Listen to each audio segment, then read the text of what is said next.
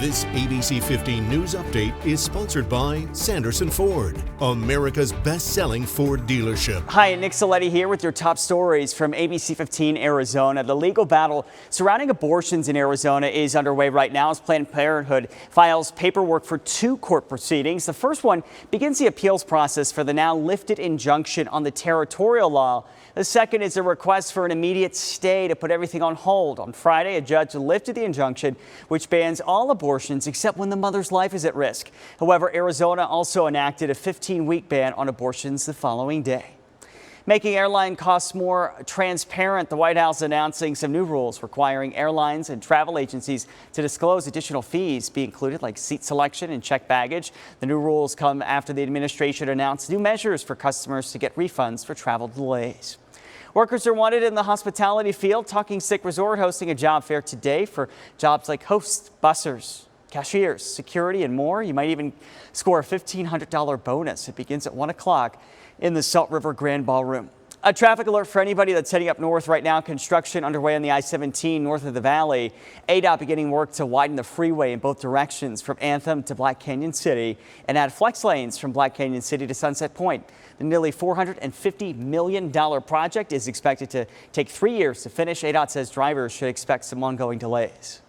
The state of education front and center this morning, an effort to put school choice expansion on hold in our state may be on the verge of failing. We reported Friday the group Save Our Schools turned in more than 118,000 signatures required for that citizens referendum to put the expansion on hold and turn the issue over to voters. However, we found out late Monday the group underestimated the amount of signatures it had by roughly 20,000, which means there may not be enough signatures to move forward. I spoke with the director of Save Our Schools, Beth Lewis, shortly after the news broke, and here's just part of our conversation.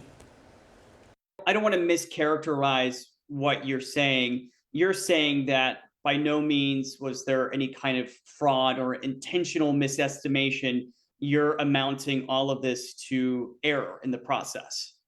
Yep, absolutely. So, yeah, I mean, there's nothing intentional here. It really is just hair on fire those last few days, especially when you have so many petitions coming in. You've got spreadsheets, you've got different teams reporting different numbers, and we were basing everything off of estimates. And at the end of the day, human error is real, and we are volunteers and grassroots, and we're still hoping that there'll be enough signatures. But given the news, we may have to find another way to ensure public dollars are going to public schools. So if the effort fails, what's next? The group claims the expansion actually violates the Arizona Constitution and isn't taking any legal options off the table. Save Our Schools worries that public schools will lose even more funding under the expansion, dollars that are already dwindling. But supporters of the expansion tell me they want all Arizona students to have the same opportunities.